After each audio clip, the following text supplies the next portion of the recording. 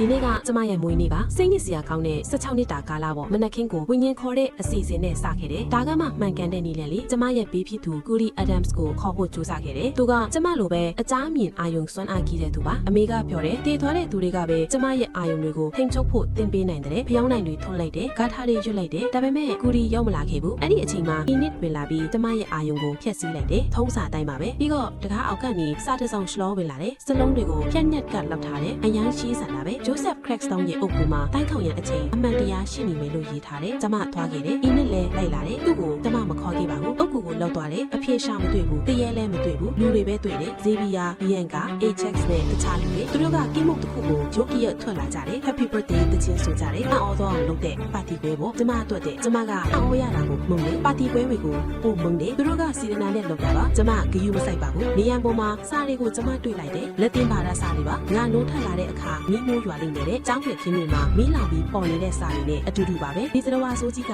Crack Stone နဲ့ပတ်သက်နေတဲ့စလုံးတွေကိုကျမထိလိုက်တယ်အာယုံတစ်ခုပေါ်လာတယ်ဂူရီပေါ်လာတယ်သူကကျမကိုကြီးကွမ်းလို့ခေါ်တယ်အမေကတော့ချိုးနေတယ်အမေမြင်တဲ့အာယုံတွေကအလင်းရောင်ကိုဆောင်တယ်ကျမဟာတွေကတော့အမောင်ထုထုဆောင်တယ်ဂူရီကပြောတယ်ကျမရဲ့လက်ကြီးကအထီးချန်ဆန်နေတယ်ပြောက်ထဲဆောင်နေရတယ်ကျမရဲ့စွမ်းအားတွေအတွက်ဘာမှကူညီမပေးခဲ့ဘူးဒါပေမဲ့တကားပေါက်တစ်ခုကိုပြခဲ့တယ်အိမ်ကြီးဟောင်းတစ်လုံးမှာအဖြေတွေကအဲ့ဒီမှာရှိနေတယ်ကျောင်းပြန်ရောက်တော့ကိမုတ်ကိုကျမလှည့်မကြည့်ခဲ့ဘူးအင်းနစ်ကပြောတယ်ပါတီလုပ်ခုကသူ့ချန်တဲ့သူကျမကိုလက်ဆောင်တစ်ခုပေးတယ်သူကိုယ်တိုင်ထိုးထားတဲ့ရောင်စုံလေးလေးစီကရိုးဆိုတယ်ဒါပေမဲ့ကျမသိမ်းထားလိုက်တယ်ကျေးဇူးတင်ပါတယ်လို့တော့ကျမမပြောဘူးသရဝါဆိုကြီးကထပ်ပြီးတိုက်ခိုက်ပြန်တယ်လက်သေးတွေသွေးတွေဖြစ်စည်းမှုတွေထိုင်လာနေအင်းနစ်ကကျမနဲ့အတူလိုက်ဖမ်းချင်ကြတယ်ကျမသူတို့ကိုအသုံးချလိုက်တယ်ကျမအတွက်မျက်လုံးတွေနဲ့လက်တွေလိုအပ်တယ်လေအပြင်မထက်ရအမိတ်ထုတ်ထားချိန်မှာကျမတို့ခိုးထွက်ခဲ့ကြတယ် Gates အင်ကြီးစီကိုသွားခဲ့တယ်ဟောင်းနှွမ်းပြီးဖြစ်စည်းနေပြီးအမုန်းတရားတွေနဲ့ပြည့်နေတယ်အထဲမှာအမှန်တရားကိုတွေ့ခဲ့ရတယ်သရဝါဆိုကြီးကဒီတိုင်းပေါ်လာတာမဟုတ်ဘူးကျမမိသားစုနဲ့ပတ်သက်နေတယ်အသိနဲ့ဆိုင်တယ် Garrett Gates နဲ့ဆိုင်တယ်ကလေးစားချင်းနဲ့ဆိုင်တယ် Sheriff Galpin ကကျမမိသားစုအပြစ်လို့ထင်နေတယ်သူက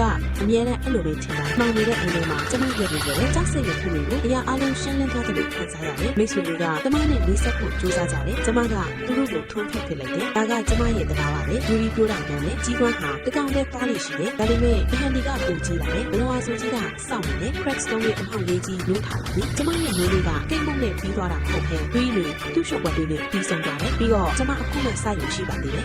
ဇာတ်လမ်းလေးစိုက်တဲ့ဆိုရင်နောက်ကျရှင်းလို့ပြတာเนาะနောက်ထပ်ဒီ